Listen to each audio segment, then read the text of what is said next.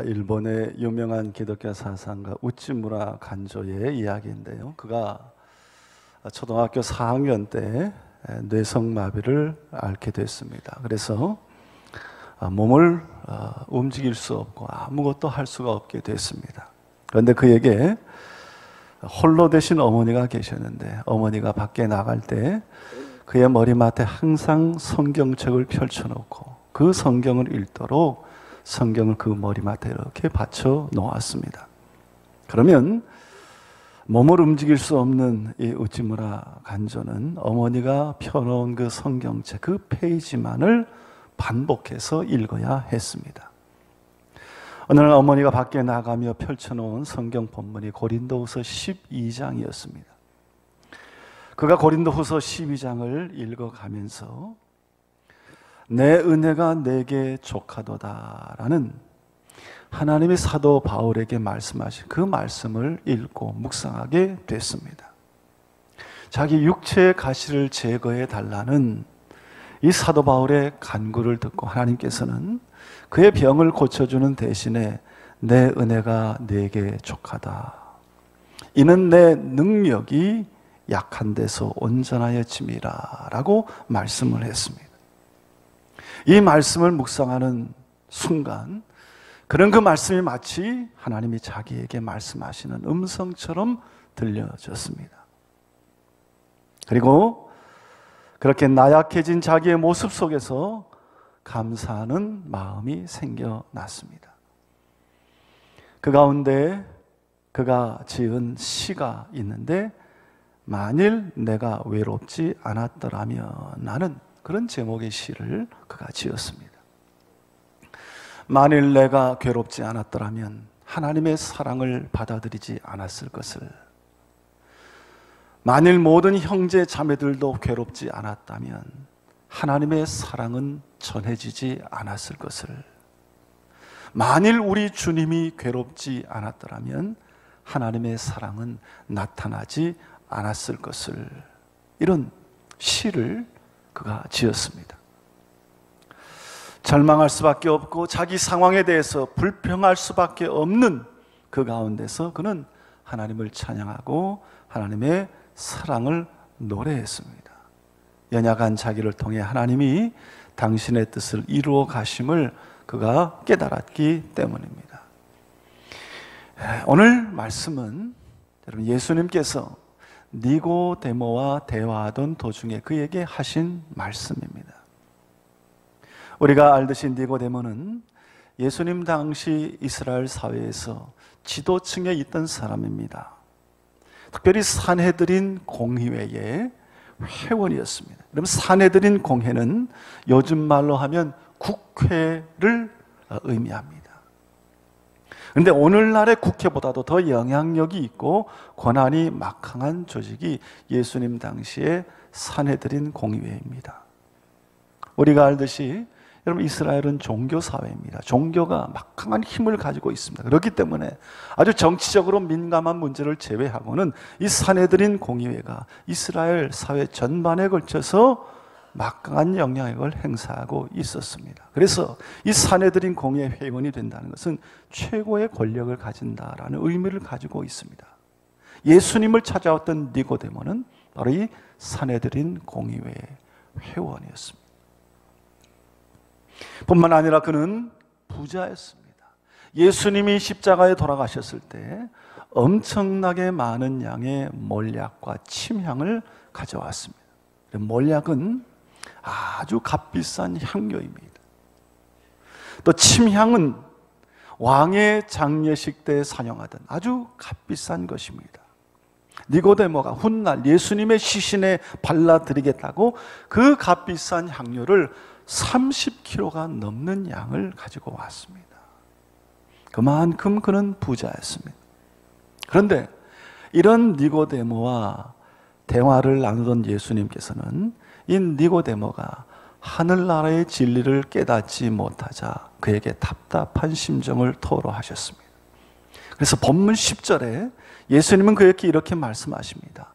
너는 이스라엘 선생으로서 이러한 것들을 알지 못하느냐? 그렇게 묻습니다. 사람이 거듭나야 하늘나라에 들어갈 수 있다는 예수님의 말씀을 도통 이해하지 못하는 이 니고데모에 대해서 예수님이 이렇게 말씀하신 것입니다. 그리고 예수님은 이 니고데모에게 모세의 이야기를 통해서 복음을 설명하십니다. 오늘 14절 15절에 나온 말씀인데 우리 14절 15절을 함께 읽어보겠습니다. 14절 15절 시작. 모세가 광야에서 뱀을 든 것 같이 인자도 들려야 하리니 이는 그를 믿는 자마다 영생을 얻게 하려 하심이니라. 예수님은 당신이 십자가를 지심으로 사람들을 구원할 그 복음의 역사를 모세가 광야에서 뱀을 든 사건을 통해서 설명하고 계십니다. 그럼 모세가 뱀을 든 이야기, 민수기 21장에 기록이 되어 있는데 그가 왜 뱀을 들었는가? 그럼 이스라엘 백성이 애굽에서 나온 이후에 광야 생활을 하던 때입니다. 가나안을 향해 가던 그들이 하나님을 향하여 불평을 쏟아 놓았습니다. 두 가지 이유인데 첫째는 길 때문입니다.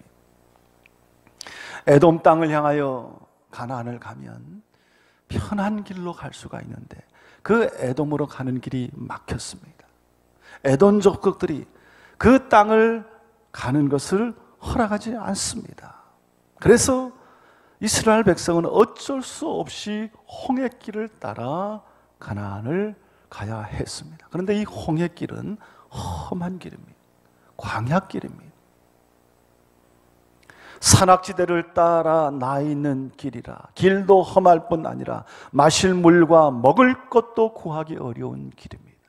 이렇게 힘들고 어려운 홍해길로 가야 된다는 것 때문에 이스라엘 백성들의 마음에 불평과 원망이 생겨날 것입니다. 그런데 문제는 여기서 끝나지 않고 이 불평하는 마음이 그들의 삶의 모든 환경에 다 미쳤습니다. 이런 불평하는 마음으로 자기들의 환경을 보니까 마음에 드는 것이 하나도 없습니다. 그래서 심지어 하나님이 그들에게 주어 먹게 하신 만나도 하찮은 것이라고 폄하하기 시작을 했습니다. 여러분, 만나가 무엇입니까? 여러분, 이스라엘 백성들이 애굽에서 나와 광야 생활을 시작한 지 한 달쯤 지났을 때 그들이 가져온 음식이 다 떨어졌습니다. 먹을 것이 없게 되자 그때 하나님께서 그들에게 특별하게 주신 음식이 만나입니다. 매일 아침 그들이 장막을 나와보면 온 들녘에 하늘에서 하얀 만나가 내렸습니다. 매일 아침 그들은 그 만나를 거두들여 그것을 먹었습니다. 그리고 그 만나를 먹을 때 그 기가 막힌 맛에 감격했습니다. 성경에 오면 이 만나가 꿀 섞은 과자 같았다. 그 맛이 기름에 섞은 과자 맛과 같았다 그랬습니다. 그래서 이 만나를 모아서 맷돌에 갈기도 하고 절구에 찢기도 하고 여러 모양으로 만들어 먹었습니다. 그런데 여러분, 그들의 마음에 불평스러운 마음이 생기고 그 불평스러운 마음으로 그 만나를 보자 그 만나마저도 마음에 들지 않았습니다. 그래서 민수기 21장 5절에 보면 이스라엘 백성들은 이 하찮은 음식을 우리가 싫어한다라고 말했습니다. 감사한 마음으로 먹을 때는 얼마나 맛있었는지 모르는데 불평스러운 마음으로 그걸 생각하니까 하찮은 음식이 되고 말았습니다. 이 하찮은 음식이라고 하는 말은 악한 음식이라는 뜻입니다. 아무짝에도 쓸모없는 음식이라는 뜻입니다. 여러분, 만나가 그렇게 하찮은 음식입니까? 만나가 있었기 때문에 그들은 광야에서 목숨을 이어올 수 있었습니다. 하나님이 만나를 내려주지 않았다면 그들은 벌써 광야에서 다 굶어 죽었을 것입니다. 그들이 만나를 하찮은 음식, 아무짝에도 쓸모없는 음식이라고 말한 것은 여러분, 하나님의 은혜를 다 망각한 말입니다. 하나님은 매일같이 기적적인 방법으로 그들에게 주신 음식이 만나입니다. 이 하나님의 기적이 아니면 먹을 수 없는 음식이고 그 음식이 아니면 그들은 모두 굶어 죽어야 했는데 그런데도 그것이 하찮고 쓸모없는 것인가? 결국 불평하는 마음으로 바라보니까 그렇게 느껴진 것입니다. 불평하는 마음으로 생각하니까 모든 것이 다 불만이었습니다. 감사하는 마음이 모두 다 사라졌기 때문입니다. 여러분, 이것이 오늘 이스라엘 백성들의 마음뿐일까 하는 것입니다. 오늘을 살아가는 우리도 그들과 조금도 다르지 않을 때가 많습니다. 좋은 환경과 여건에 살아가고 있음에도 불구하고 우리의 마음에 불평과 불만으로 가득 차 있을 때가 많습니다. 매일같이 하나님이 벌어주시는 기적 같은 은혜를 누리고 있음에도 불구하고 그것을 알지 못하고 살아갈 때가 너무나 많이 있다는 것입니다. 학생들이 대학에 들어가기 위해서 힘들게 공부할 때는 내가 대학만 들어가면 소원이 없겠다 그렇게 생각을 합니다. 그런데 막상 대학에 들어가면 또 그 다음은 취직 걱정입니다. 또 어렵게 취업을 해서 남들에게 부러움을 사도 얼마 지나지 않으면 그것마저 불평이고 불만입니다. 직장이 마음에 들지 않는다. 상사가 힘들게 한다. 환경이 나쁘다. 할 수 없이 내가 다니지만 언젠가는 때려칠 것이다. 마음속에는 항상 사표를 써가지고 다닙니다. 또 사랑하는 사람을 만나 결혼을 합니다. 꿈 같은 날들이 펼쳐질 것이라는 기대를 가지고 결혼 생활을 시작합니다. 그러나 얼마 지나지 않아 옛날이 좋았구나 회상하기 시작합니다. 아이를 낳습니다. 아이가 나면 더 행복할 것 같았는데 집안이 점점 엉망이 되어 갑니다. 정신없이 하루하루 살아야 됩니다. 그런 전쟁터에 있는 것과 같은 삶을 매일 반복해 삽니다. 그러면서 어느덧 현실은 내가 꿈꿔왔던 행복과는 거리가 멀고 상관이 없는 것처럼 보입니다. 여러분, 이것이 오늘 살아가는 우리의 마음이 아닙니까? 이스라엘 백성들에게 이런 광야 생활은 쉽고 편한 생활이 아니었습니다. 그들이 걸어가는 땅은 삭막하기 그지없는 땅입니다. 그런 땅이 끝도 없이 펼쳐져 있습니다. 언제 어디에 저 약속의 땅이 있는가? 언제 우리가 거기에 도달할 수 있을까? 이런 막막함이 그들에게 있었습니다. 낮에는 덥고 밤에는 추위를 건너야 됩니다. 오합지절과 같은 수백만 명이 이동하며 부딪히며 삽니다. 그것도 하루 이틀이 아니라 한두 달이 아니라 무려 40년 동안 그렇게 살았습니다. 그 삶이 결코 편안한 삶이 아니었습니다. 그럼에도 그들이 그런 불편을 감수하고 광야 생활을 했던 이유는 오직 한 가지입니다. 가나안 땅에 대한 소망 때문입니다. 지금 힘들지만 이 고생을 참으면 하나님이 주겠다고 약속하신 젖과 꿀이 흐르는 땅, 조상 때부터 그렇게 갈망하던 그 땅에 들어갈 수 있다라는 희망이 그들에게 있었습니다. 그런 희망을 가지고 살기에 힘이 들더라도 견뎌낼 수가 있었습니다. 그런데 그들의 마음속에 이런 불평의 마음, 불평스러운 마음이 자리를 잡자 그 광야를 바라보니 이런 불만거리가 한두 가지가 아니었습니다. 모든 게 다 불만이었습니다.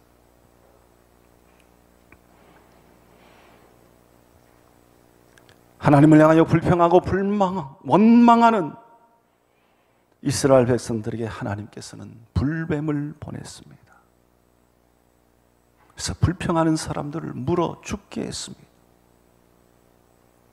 불뱀에 물려 죽어가는 백성을 바라보면서 모세가 하나님께 기도합니다. 하나님, 하나님, 이 백성이 원망함으로 하나님께 범죄했습니다. 용서해 주십시오. 하나님 살려주십시오. 하나님께 부르짖고 기도합니다. 그때 하나님이 그들을 살리고 그들을 구원하려고 허락하신 방법이 놋뱀을 만들어서 장대 위에 높이 매달고 뱀에 물린 사람은 그 놋뱀을 바라보면 산다라는 것이었습니다. 모세는 장대에 놋뱀을 매달고 높이 들며 뱀에 물려 죽어가는 자는 이 뱀을 바라보면 산다, 크게 외쳤습니다. 여러분, 이것이 무슨 의미입니까?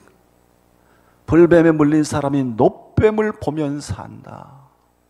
상식적으로는 불가능한 이야기입니다. 납득이 되지 않는 이야기입니다. 아무리 생각해도 답이 안 나오는 이야기입니다. 불뱀에 물린 사람이 살아나려면 몸속에 퍼져가는 독을 제거해야 됩니다. 독이 퍼지지 아니하도록 뭔가 방법을 써야 됩니다. 그런데 하나님께서는 긴 장대에 놋뱀을 달아놓고 그 놋뱀을 바라보는 사람은 산다 말씀하신 것입니다. 왜 그렇게 하신 것입니까? 여러분, 하나님의 구원은 우리 인간의 생각과 상식과 계산을 뛰어넘어 역사한다는 것을 보여주신 것입니다.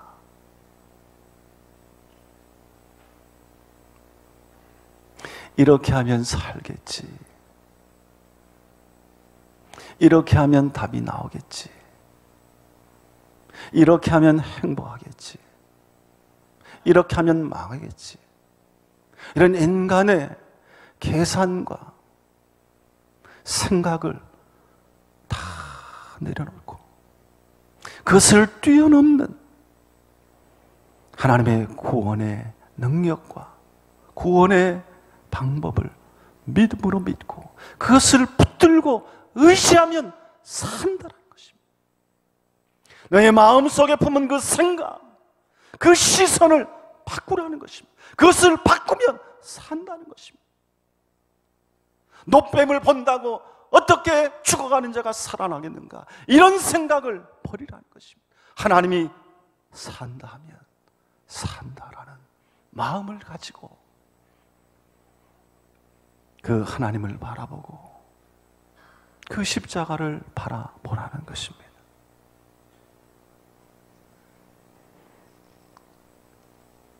지금 이스라엘 백성들은 불평스러운 눈으로 모든 것을 바라봤습니다. 그러자 모든 것이 다 불만이었습니다.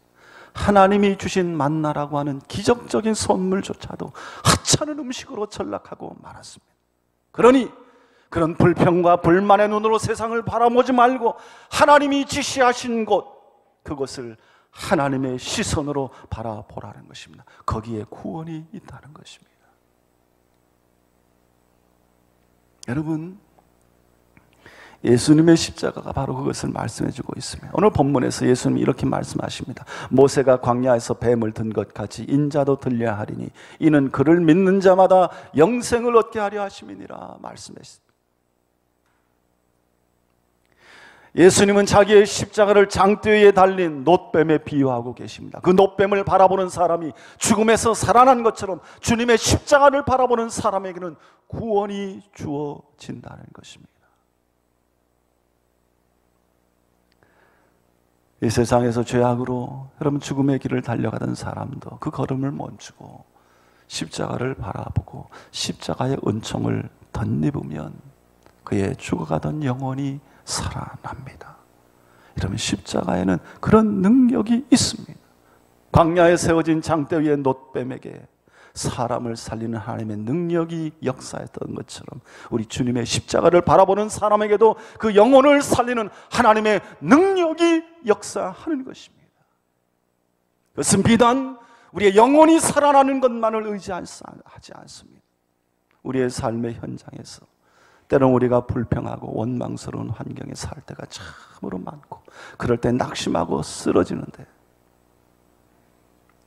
그런 세상을 이런 불평의 눈으로 바라본다면 어느 누구 하나 만족스러운 삶을 살아갈 수 없는 것이 이 세상입니다. 그런데 그런 세상에서 우리는 불평의 눈이 아닌 주님의 십자가를 바라보는 믿음의 눈을 가지고 이 세상을 바라보며 살아야 됩니다. 그러면 거기에 기쁘고 행복하게 살 수 있는 생명의 역사와 구원의 역사가 시작이 되는 것입니다. 여러분, 우리 인생의 행복과 성공은 내 계산으로 이루어지는 것이 아닙니다. 내가 계산기를 두드려서 내 인생의 행복과 성공이 누려지는 것이 아닙니다. 여러분, 지난날에 우리의 삶을 한번 되돌아보세요. 내가 생각한 대로, 내가 계산한 대로, 내가 계산기 두드려서 그렇다, 맞다, 이렇게 하면 된다, 그렇게 해서 여러분 살아오셨습니까? 실패하고 어둡고 막막하고 갈 길이 안 보여도 십자가 앞에 나와 머리 숙여 기도하고 주님 붙들면 우리 하나님의 은혜를 주시고 갈 길을 열어주셔서 오늘까지 살아온 것 아닙니까?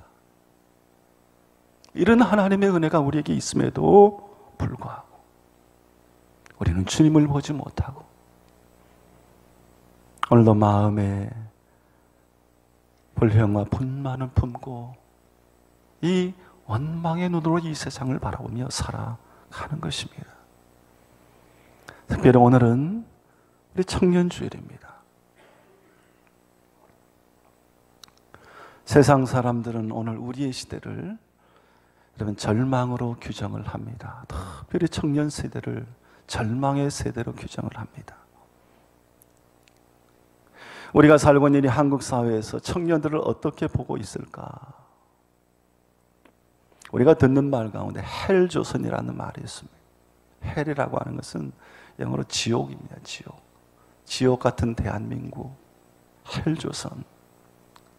또 우리 청년들을 88만 원 세대라 그럽니다.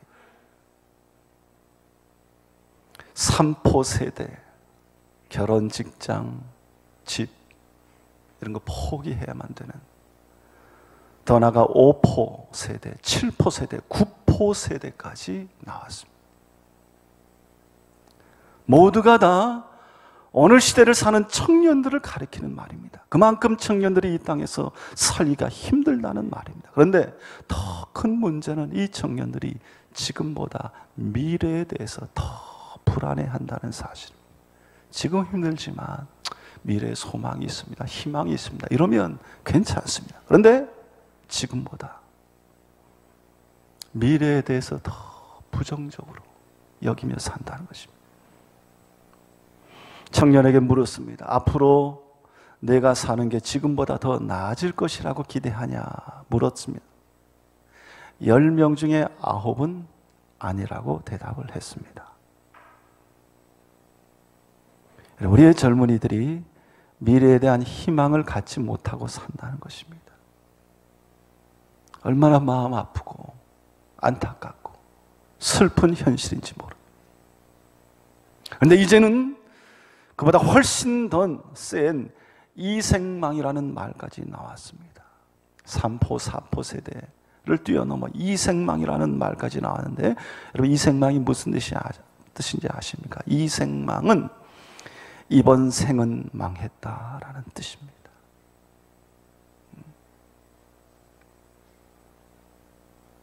참 슬픈 일입니다. 한참 꿈을 가지고 살아야 될 청년들이 내 이번 생은 망했다, 이런 말을 한다는 것입니다. 이 말은 희망이 사라진 이 나라 청년들의 절망을 표현하는 것입니다. 우리 기성세대들의 마음을 참으로 안타깝게 합니다.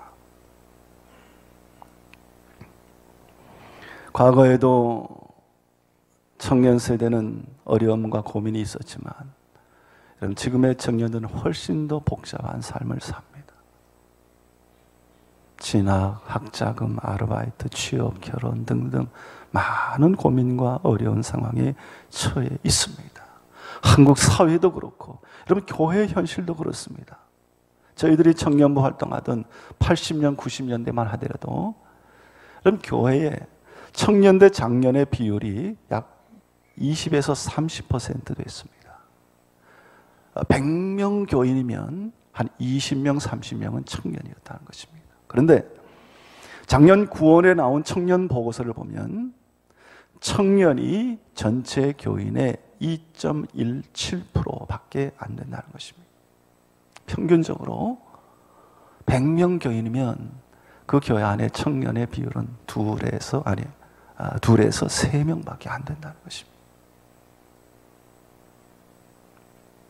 청년들이 점점 사라져가고 있습니다.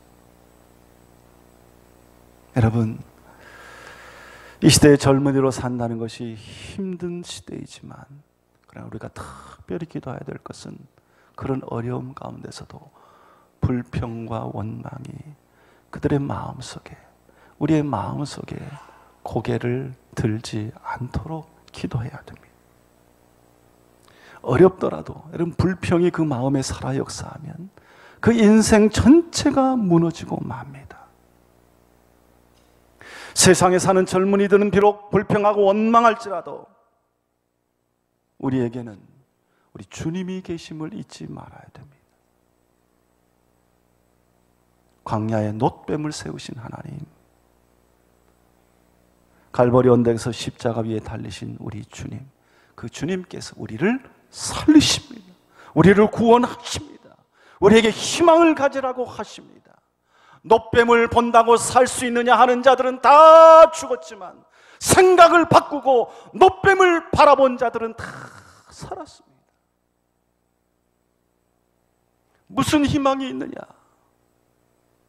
아무리 계산해봐도 희망을 가질 수 없다고 불평하고 부정하고 원망하는 자들은 결국 이 죽음의 세상에서 죽음의 길을 걸어갈 수밖에 없습니다.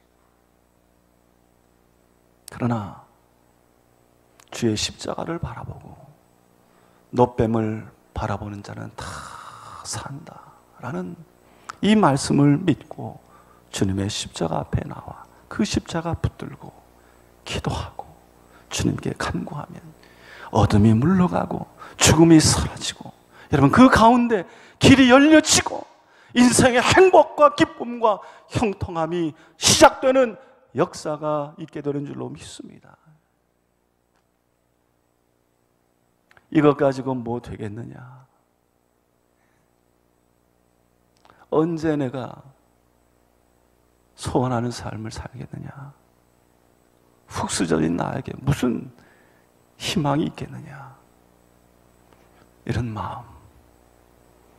마음 다 버리고 혹 우리 마음속에 이런 의심과 불평과 불만이 고개를 든다면 그 마음속에 주님의 십자가를 굳게 세우고 불평으로 인해 불뱀에 물려 죽어가는 이스라엘 백성들에게 장대 위에 달린 놋뱀이 생명을 주었습니다. 오늘 우리 시대 우리를 살리는 것은 다른 것이 아닙니다. 주님의 십자가입니다. 주님을 바라보는 믿음입니다. 바라보면 살리라라고 하는 그 믿음을 가는 것입니다. 그 믿음이, 그 십자가의 능력이 내 마음속에, 내 삶의 중심에 세워지면 아무리 힘들고 어려운 삶이라 하더라도 그곳에 생명의 역사가 일어나는 기적의 현장이 되는 것입니다. 사랑하는 성도 여러분, 특별히 우리 시대의 우리 청년 여러분, 세상을 이길 수 있는 힘이 십자가에 있음을 믿으시기를 바랍니다. 그래서 내 인생의 중심에 십자가를 굳게 세우고 내 마음에 십자가를 굳게 세우고 그 십자가를 바라보며 든든히 걸어나갈 때 하나님께서 우리에게 승리의 길을 열어주시고 우리에게 형통함의 은혜를 허락하시며 이 죽음의 세상에서 다 구원받고 생명을 누리며 기쁨으로 살아나는 축복과 역사가 있게 되는 줄로 믿습니다. 이런 능력이 우리 모든 성도들과 또 여러분의 자녀들 또 우리 교회의 청년들을 여러분들에게 항상 함께 하시기를 우리 주님의 이름으로 축원합니다. 기도하겠습니다. 하나님 아버지, 주의 이름을 부르는 자마다 다 구원을 받는다 말씀하셨는데, 그 말씀을 믿고 주의 이름을 부르는 자는 다 구원의 백성이 되어 영생을 얻게 됩니다. 그러나 그 마음속에 의심과 두려움으로 그 말씀을 믿지 않고 따르지 않는 자들, 결국 영원한 멸망의 길에 이르게 됩니다. 이 구원의 도리가 우리의 삶 가운데도 여전히 동일하게 역사하는 줄로 믿습니다. 하나님, 우리 모두가 다 이 말씀 붙들고 길이 보이지 않고 마음속에 늘 의심과 두려움이 우리를 사로잡는다 할지라도 높이 달린 놋뱀, 높이 달린 우리 예수 그리스도의 십자가, 그 십자가를 바라보고 의지하는 자는 살아나고 영생을 얻는다 말씀하신 말씀 믿고 이 어둡고 죽음이 지배하는 세상 가운데 늘 생명을 얻으며 승리의 길을, 구원의 길을 걸어가는 모든 성도들과 이 시대의 젊은이들이 다 되게 하여 주시옵소서. 감사드리며 예수님의 이름으로 기도드리옵나이다. 아멘.